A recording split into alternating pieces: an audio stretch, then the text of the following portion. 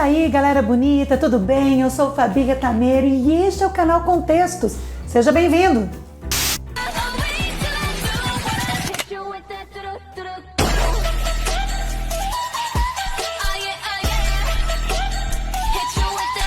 Hoje nós vamos falar sobre o realismo no Brasil. Mas antes de conversar sobre esse assunto, se por um acaso você ainda não é inscrito no canal, já se inscreve, tá bom? E já acione também o sininho de notificações para ficar por dentro de tudo que toda semana rola por aqui. Bom, então vamos lá. Vamos falar sobre o realismo no Brasil. O grande nome da literatura realista no Brasil é Machado de Assis. Machado de Assis é uma figura emblemática da literatura no Brasil, em razão, quem sabe, da sua própria biografia. Machado foi um garoto pobre, de uma família humilde, com bastante dificuldade. E este garoto, a despeito de todas as suas dificuldades, desenvolveu e cultivou o grande talento da escrita. Machado de Assis é um divisor de águas dentro da literatura brasileira e se tornou o grande escritor que nós conhecemos até hoje, inclusive fazendo feito de ser ele aquele que organizaria, que faria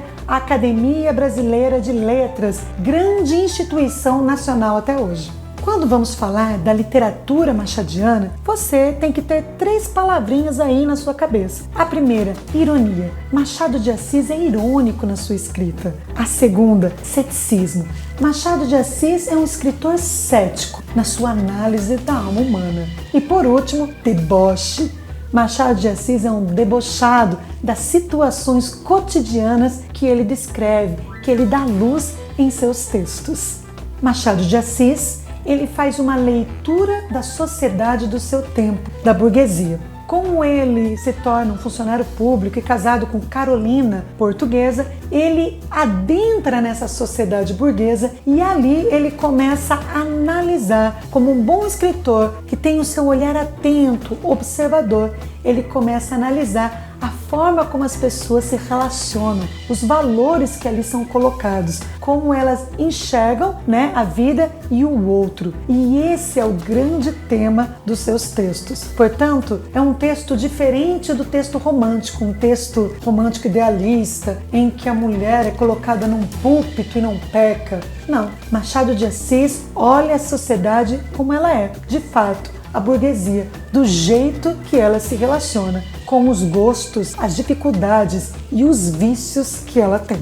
O livro que marca o início do realismo no Brasil é Memórias Póstumas de Brás Cubas, de 1881. Memórias Póstumas de Brás Cubas é narrada, escrita em primeira pessoa por um defunto. É o defunto que conta a sua própria história.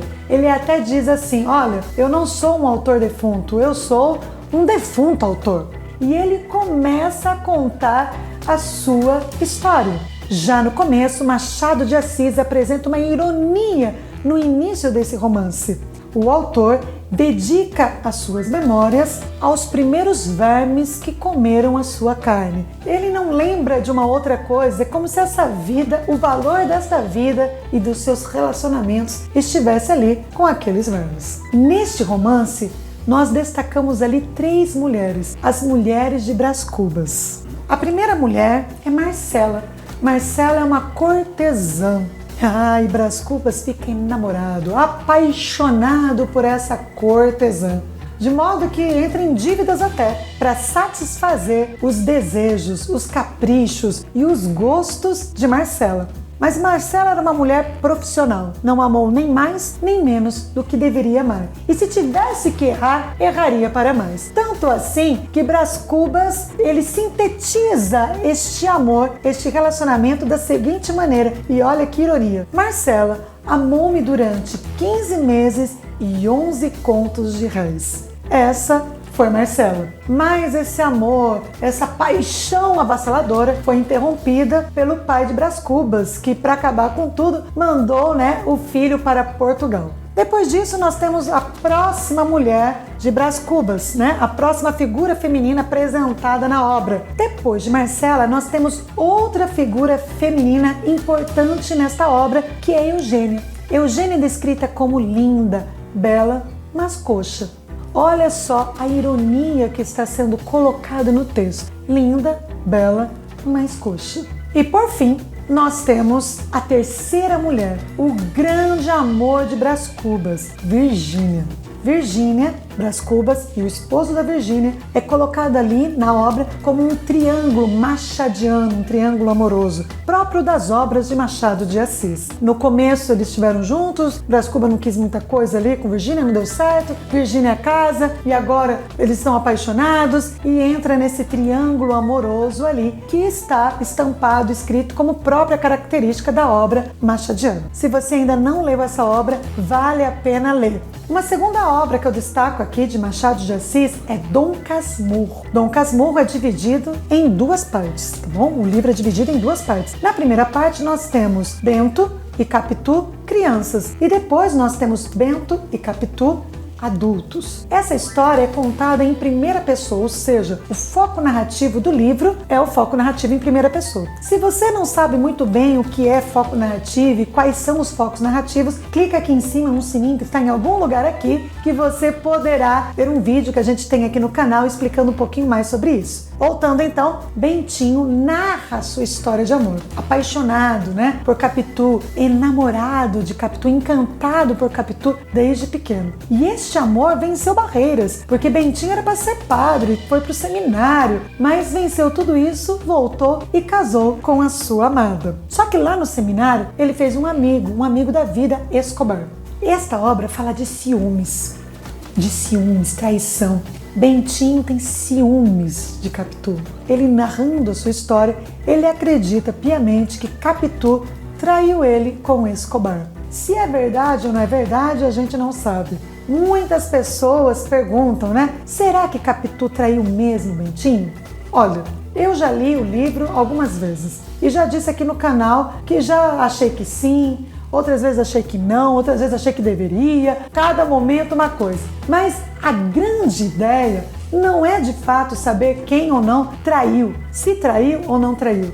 A grande história mesmo, a grande sacada, o pulo do gato, é essa construção da dúvida que Machado consegue fazer com maestria. Essa dúvida de Bentinho que é a sua dúvida, que é a nossa dúvida.